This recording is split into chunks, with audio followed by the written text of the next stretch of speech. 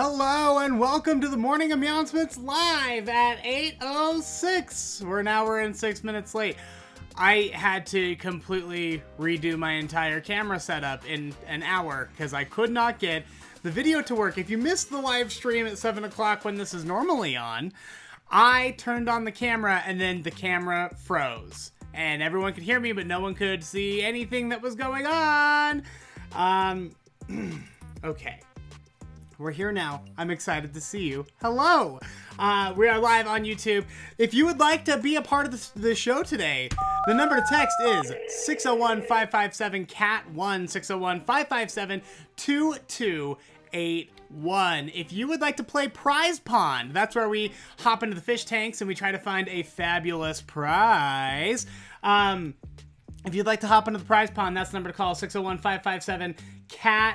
I am so excited you're here despite, the technical difficulties from this morning. Here's the fun fact. This is the second time I'm doing this episode because I also recorded it one time and my camera stopped working as I was recording the episode, but the audio kept working and I didn't get an error message. So the podcast is already up from the show that I did that I didn't get to air. And now I'm going to do it again live for you. And we're going to be equally as excited. We're gonna get going here in about 3 minutes. Give me about 3 minutes to get everything finished setting up. In the meantime, enjoy the fish.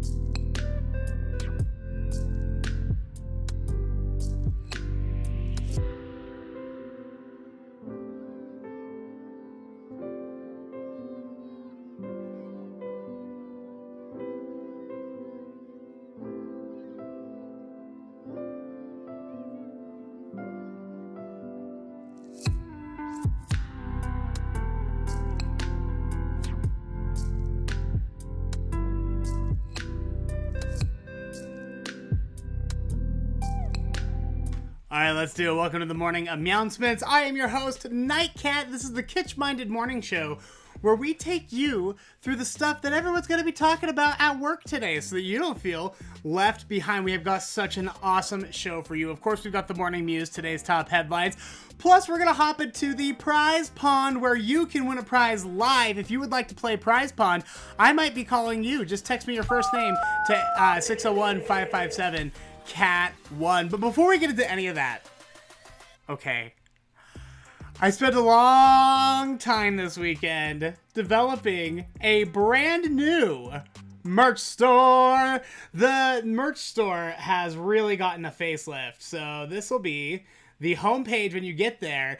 I've got it broken up, so not only can you find official Nightcat merch, I've also opened a toy store. It's Nightcat Toy Shack, and I've got all sorts of extra enamel pins on there, some brand new t-shirts. My favorite is this one here. Let me show you. Not that one. This one.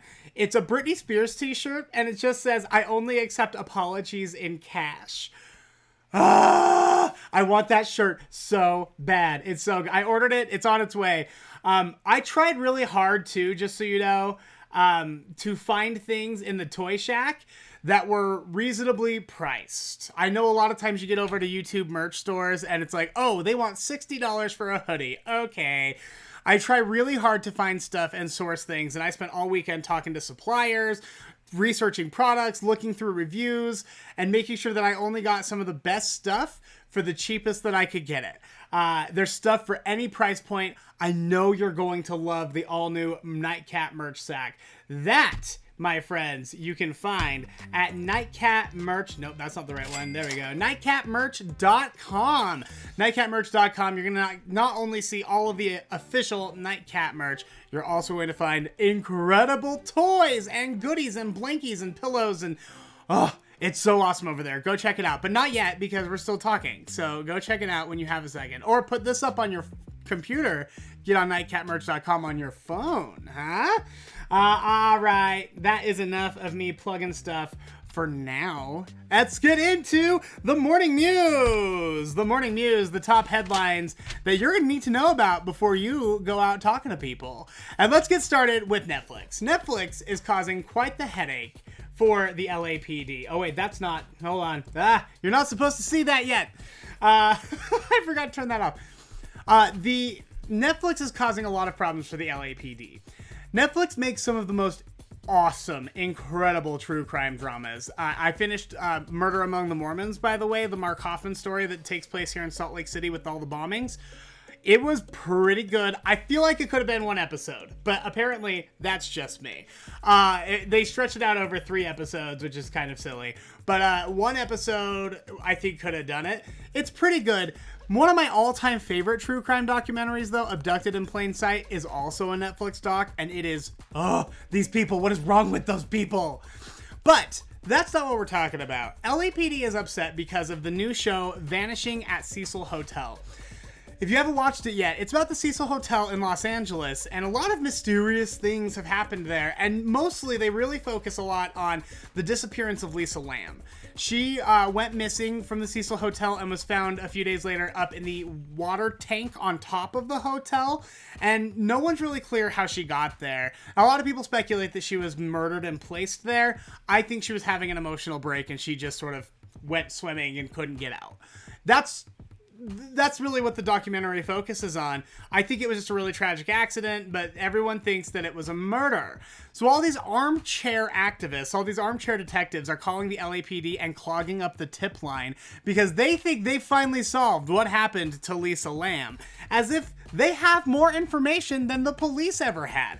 Listen, unless you were there and you were the one that put Lisa Lam in there, or you saw her jump in, or you saw someone put her in the water tank, you don't know anything, okay? You don't know anything that the cops don't already know. So why are you clogging up their tip lines? All these people think that they're detectives when they can barely put their pants on in the morning. It's so ridiculous. Stop clogging up the tip lines. Those people actually have tips about crimes that could get solved, okay? So unless you really know something, mind your own business. Stop trying to get involved. Stop true crime bragging, okay?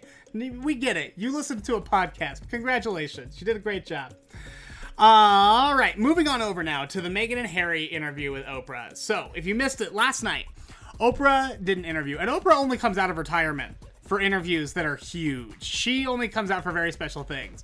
And last night she interviewed Princess Meghan Markle and Prince Harry. Ooh, it was crazy. It was crazy what the royal family put those people through. This is the first time they've talked since they really left the royal family, quote unquote, left. They were kicked out, by the way. If you watch it, you'll learn all about that. But I kind of want to just cover some of the highlights. This is the stuff that people are really talking about. The big thing that the headlines are really hitting was that Meghan Markle talked about how she was suicidal in the royal family. So basically the way it worked is she met Harry, they started dating, the family hated her. They wanted nothing to do with her because, and we'll get into it a little bit later, they're a little bit racist. And they were worried that Harry was going to marry her, and then he did, and they were not happy about it. So basically, the family works in a way where there's like the family members, like the family, like your family or my family, like that's Grandma Elizabeth, you know, the Queen. But there's also like the institution, the business side of the royal family, and they're really the ones that call all of the shots. They're the devil. They're disgusting, horrible monsters. And and basically they make all the decisions about who gets security, who doesn't get security, all of that sort of thing, and that comes into play later. But basically, Meghan and Harry started dating. The family itself, I don't know about the family members. They were pretty good about protecting them, which I thought was pretty solid. But they went after the institution, and they tried everything they could to discourage Harry from getting married to her, and then he finally did it. And they treated her like garbage. Part of the things you get when you become a royal is you get their PR team, which goes out and spins stories and helps you and fights the tabloids. Because British tabloids are even worse than the royal family institution. They're lower than trash. The people who decide to become paparazzi journalists are bad people in general, but British ones in particular, horrible garbage. I'm talking to you specifically if you're watching. You're disgusting and you should know about it, you stupid paparazzo. Get a real job. Thank you so much. Says the YouTuber in front of his toy collection. Okay. But these British tabloids kept attacking her, and it was obviously very racially motivated. And they would go after her and write these horrible stories, but the royal family institution never did anything to stop them. One big one she talks about is they say that she was such a bridezilla that she made Kate Middleton cry. Well, apparently that was all wrong. Someone did cry, but it was Kate Middleton who made Meghan Markle cry. It had happened 2 weeks before the tabloids had claimed it did, and by the time it came out, Kate Middleton had already apologized, sent her a letter, and given her flowers and said, I'm sorry. Because basically, they didn't get deep into what it was, but it sounds like it was a disagreement about bridesmaids' dresses or flower girl dresses, and things just got heated. You know, she's getting married to a prince. The paparazzi is everywhere. She's on top of that having to plan her own wedding, which is stressful anyway, and she and her sister-in-law got into an argument. Wow, headline news, everyone. Like, sisters have never fought before in their entire lives. But they made it this huge thing, and then the royal family institution never fixed it. They never put those stories to an end. They didn't give her any protection. And she said, I believed they were protecting me. That's why I didn't fight back. That's why I didn't say anything back then. I thought that they had my best interest in mind. They never did. And then, on top of all of that, the race stuff. So it starts to come out. She gets pregnant with her first baby, Archie. And she's informed that he will not be a prince. The decision was made that he will not get the title of prince, even though he should be getting it.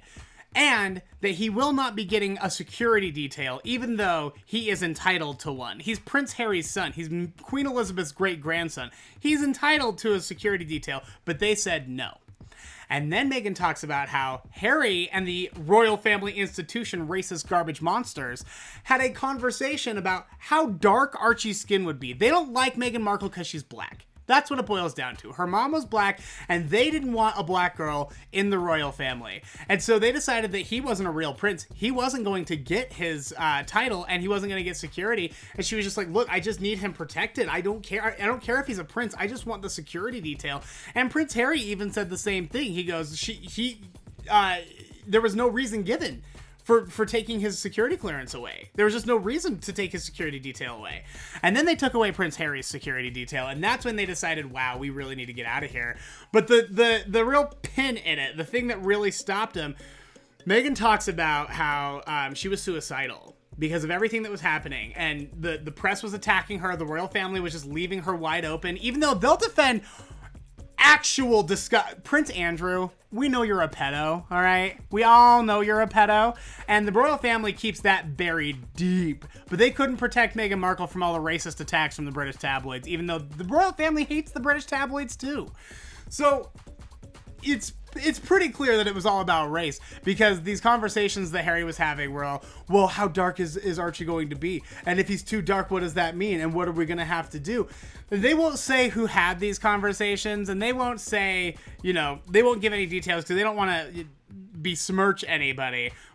But it's pretty disgusting that happened. And I believe that happened. Because if there's one thing I know about England, they are racists. A bunch of racists. And the royal family made their money off of colonizing the rest of the world and taking its resources and enslaving its people. So, it's not a far jump to say that they won't let a black guy be the prince.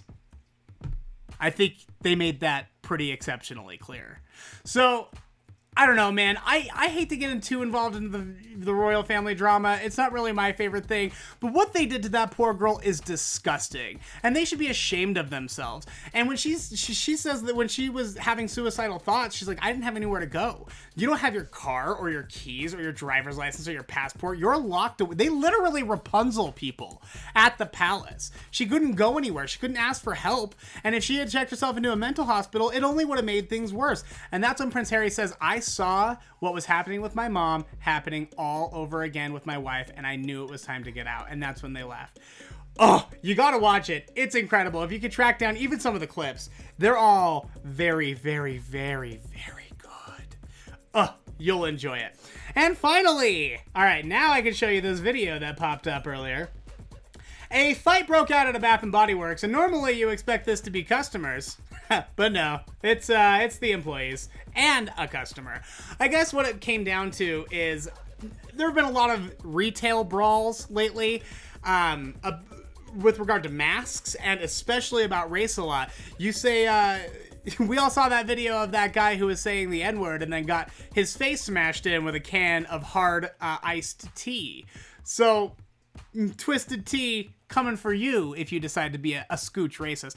But I guess that's not what this brawl was about at all. This brawl was happening because someone cut in line. That's the best that TMZ could come up with. They're like, it sounds like maybe the gal who is getting pummeled by the employees cut in line, and then she got belligerent when they told her to get back, and then she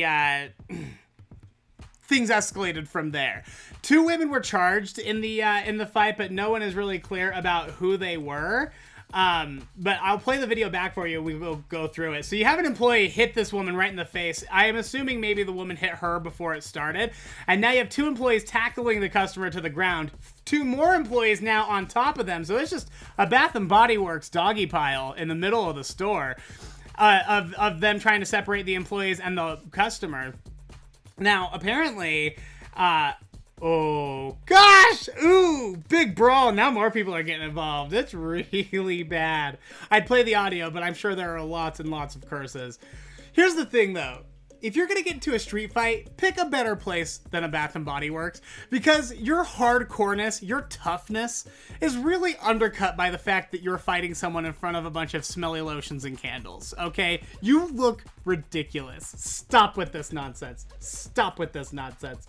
And also, don't be like that in public.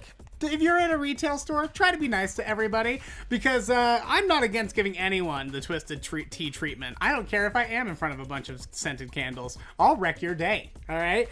Be nice in public, or else street justice is coming for you. And that is the Morning Mews. Okay, let us get over to the book of random information. But actually, before we do that, I want to thank our patrons. Patreon.com/Nightcat Show. If you don't know what Patreon is, Patreon's an awesome service where you can subscribe to support your favorite artists. None of this is possible without my patrons. The new lights, the new camera, which, you know, I'm going to figure out how what happened with my stream earlier. But we're making improvements, awesome, huge improvements, and it's only because of this financial support from the patrons. You have 2 tiers here. We've got a $3 tier and a $5 tier. Each of them comes with their own fun little benefits and goodies.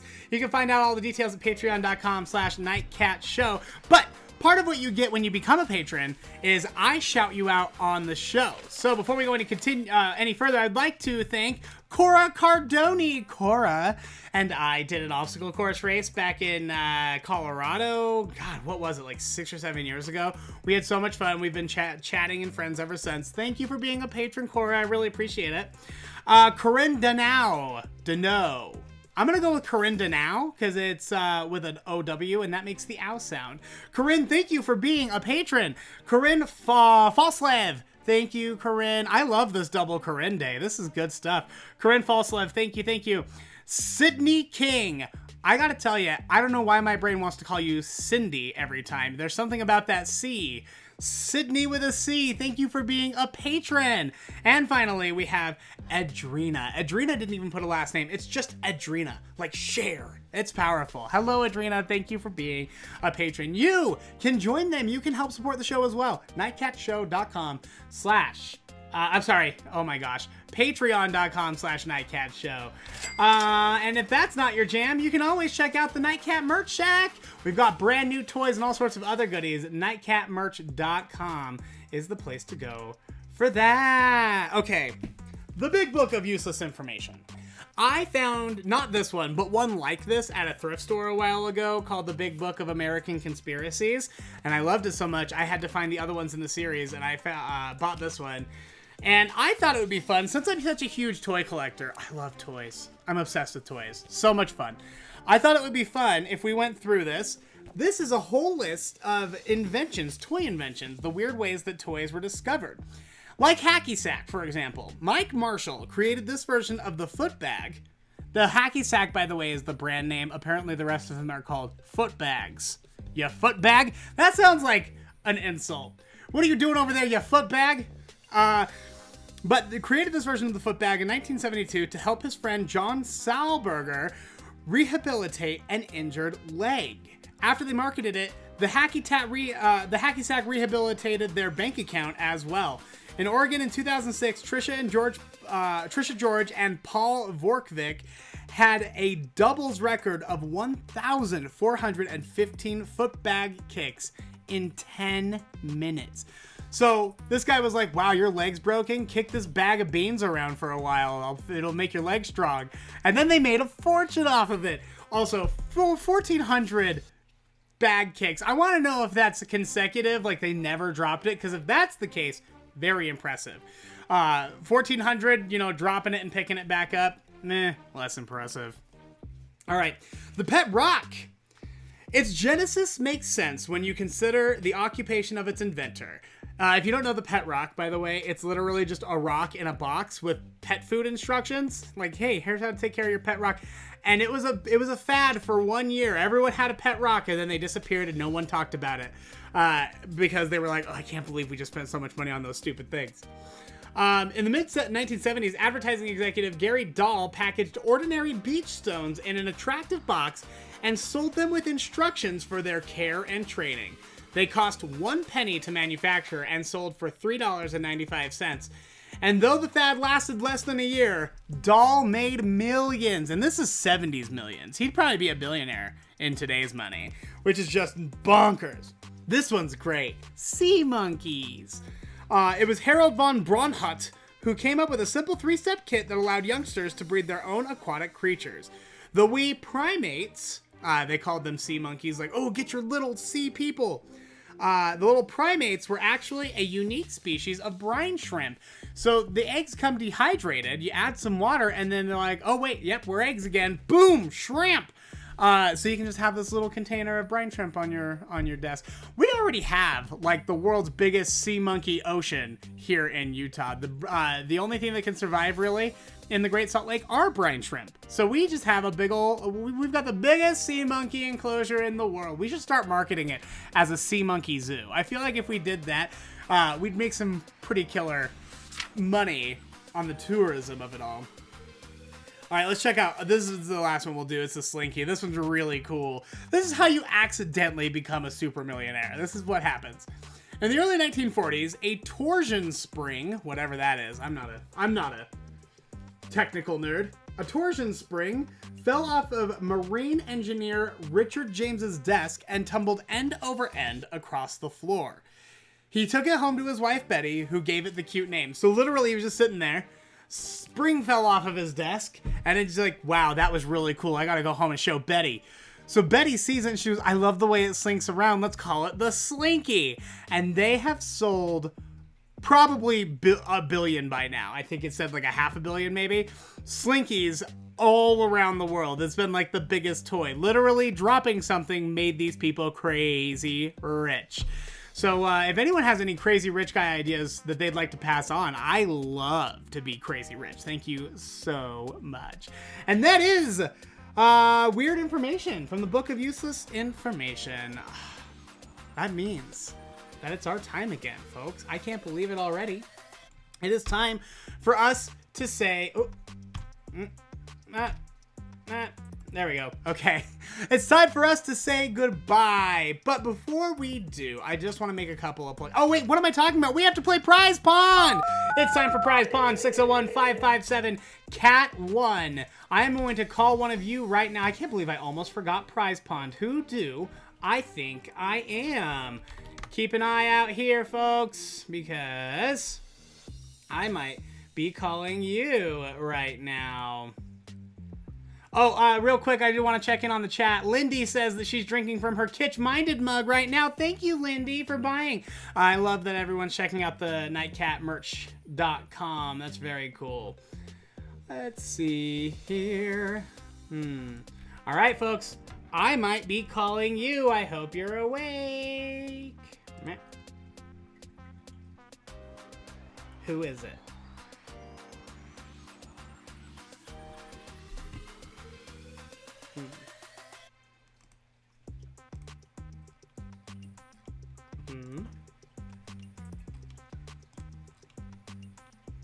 I guess that one's not going to work. How about this one?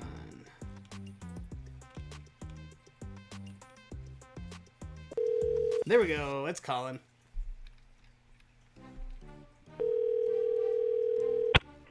Hello? Hi, is this Ashton? It is. Ashton, it's Nightcat. How are you? Good, how are you? I am so stinking good. I was wondering if you have a minute to play Prize Pond with me. I sure do. Awesome. Where are you at right now? What are you up to? I'm at work. You're playing at work? Are you going to get in I trouble? am. No, it's okay. My work's okay, pretty great. chill. We're all cool at work. That sounds great. What do you do for work? I'm a medical records specialist. Oh, awesome. That sounds fun. Do you like it? I love it. Awesome. It's my favorite. Well, great. Well, medical sounds very, very exciting, but you are nothing but luck today. Do you feel lucky? I feel so lucky. Awesome. All right. Well, then let's play Prize Pond. Have you played the game? Have you seen us play the game before, rather? Yes, I have. Okay, so you know that behind me, I've got a fishing pole and a fishing net. Both of them have a fabulous prize. So I guess the question is, would you like the hook or the net? Let's go with the net. You want to go with the net? All right, let's take a little peek in here. We've got ourselves a little rubber ducky that looks like a cupcake, and he sprays water at people. That would be very handy, I feel, around the office since everyone's so chill. I'd like to see how far we can push that. If they get sprayed with water, are they still going to be chill? Right. They might be too chill. They might be a little too chill. Awesome. So would you like to hang on to the rubber duck, or would you like to trade it in for what's on the net? Or, I'm sorry, on the hook. Let's see what's on the hook. You want to see what's on the hook? All right, Ducky, you go back in the net.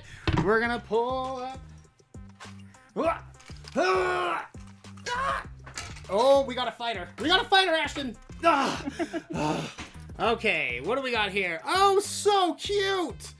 This is a bright pink Nightcat plushie with a handmade Nightcat button made by yours truly. How does that sound? Oh, so cute. I love pink and I love little kitties, so that's perfect. Oh, this is perfect then. Awesome. Ashton, I will get your information from you in a little bit, and I will put that in the mail sometime this week. Thanks for playing. Thank you. Yeah, absolutely. Hope you have a good day. You too. Thanks. Bye. Bye-bye. If you would like to be a contestant on Prize Pond, we play every day right here on the Morning aMEOWncements, which is usually on at 7, but now it's on at 8 today. Hopefully we'll be back at 7 tomorrow. Thank you to Ashton for playing. I am thinking about different ways that we can dress up the Prize Pond, including the Pond Witch. I have a naked Barbie that I'm painting and dressing up and making her look like a scary witch. You could be trading for another cool prize, or you might trade for the prize or for the Pond Witch. And if you trade for the Pond Witch, you lose everything.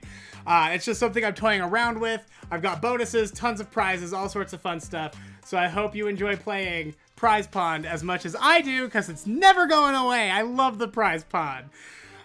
All right, let's see. We did Prize Pond. We thanked the patrons. We did Morning Mews. We talked about weird toy history. We got a lot into Meghan Markle. I think that does it for us. Real quickly before I turn it over to the fish, though, I do just want to say, contact me anytime. Text me, talk to me, tell me what's going on in your life, topics, news articles, links. If you have questions about anything, if you're having a problem with the merch store or anything like that, if you're having a problem with the stream, text me. 601-557-CAT1 is the number. Check out the merch store. I've got brand new toys. I've got enamel pins. I've got Britney Spears t-shirts. Thank you so much. That's all available right now at nightcatmerch.com, and go support the Patreon. You can also find audio of every Morning aMEOWncements episode, as well as the Nightcap with Nightcat and the forthcoming Curiosity Killed Nightcat, the True Crime Companion podcast. All of it is available on Nightcat Radio. Look for Nightcat Radio Podcast on your favorite podcast directory. All right, I guess it's time. Let's turn it over. It's time for your 3 minutes of fish. Bye. Have a great day. No, that's not right. Not that one. This.